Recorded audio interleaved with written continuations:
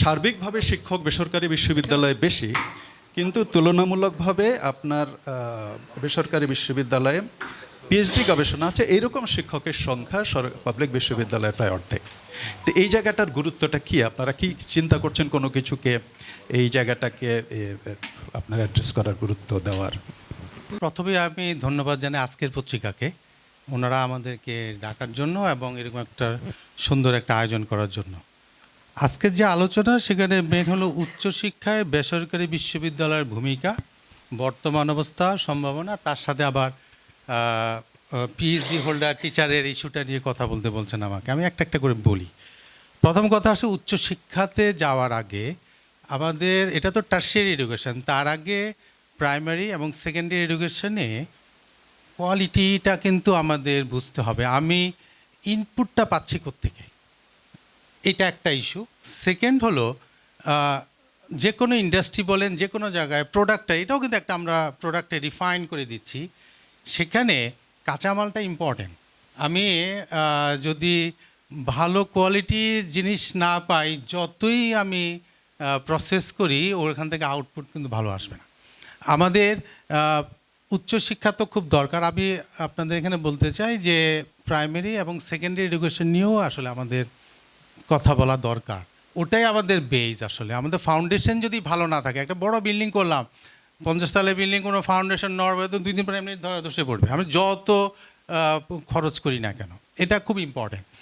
এরপরে যে পয়েন্টটা আসে বেসরকারি আর সরকারি বিশ্ববিদ্যালয়, যেটা আসলে এই জায়গাটা তো আমার মেন পয়েন্ট হলো বিশ্ববিদ্যালয়কে বিশ্ববিদ্যালয় হিসেবে বুঝি। এখানে সরকারি বেসরকারি দুটো ভাগ করাটাই আমাদের চরম বোকামি।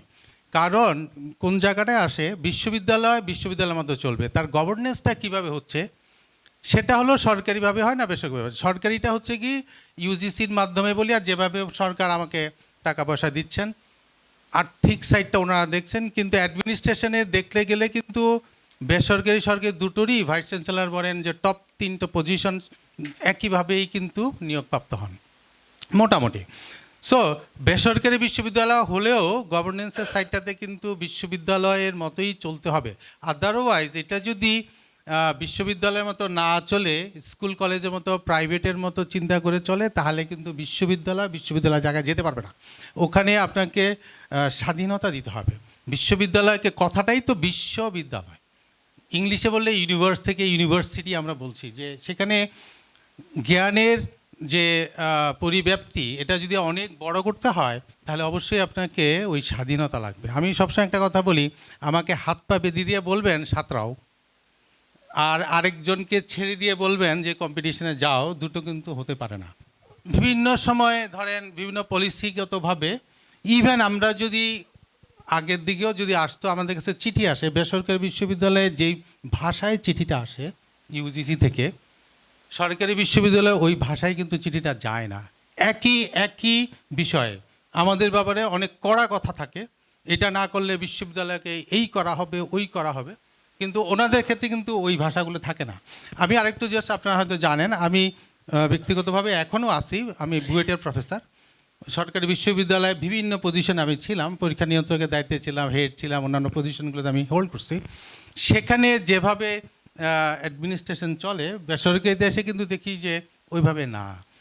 এইটা একটা জিনিস থাকে। আমরা খুব ইউআইইউ এক্সেপশনালি একটা ভালো পজিশনে আছে, আমাদের বোর্ড অফ ট্রাস্টি থেকে আমরা কোনো প্রেশার পাই না, কিন্তু অনেক ইউনিভার্সিটি কিন্তু এই প্রেশারটাও থাকে।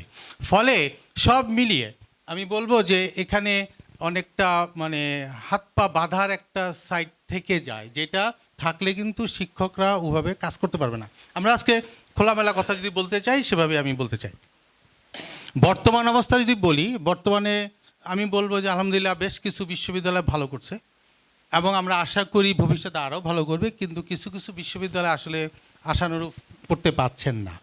কেন পাচ্ছে না তার একটা পয়েন্টে আসেন। আপনি যেটা তুলে ধরলেন যে পিএইচডি হোল্ডার টিচারের সংখ্যা, তার আগে আরেকটা বলি, প্রাইভেট আর পাবলিকে আপনি যে স্ট্যাটিস্টিক্সটা দিচ্ছেন, 2/3 অলমোস্ট স্টুডেন্টের পাবলিকে আছে, তার মধ্যে মেজরিটি স্টুডেন্ট কিন্তু ন্যাশনাল ইউনিভার্সিটিতে আছে। ন্যাশনালকে বাদ দেন, প্রাইভেট স্টুডেন্টের সংখ্যা বেশি হবে না বেশি।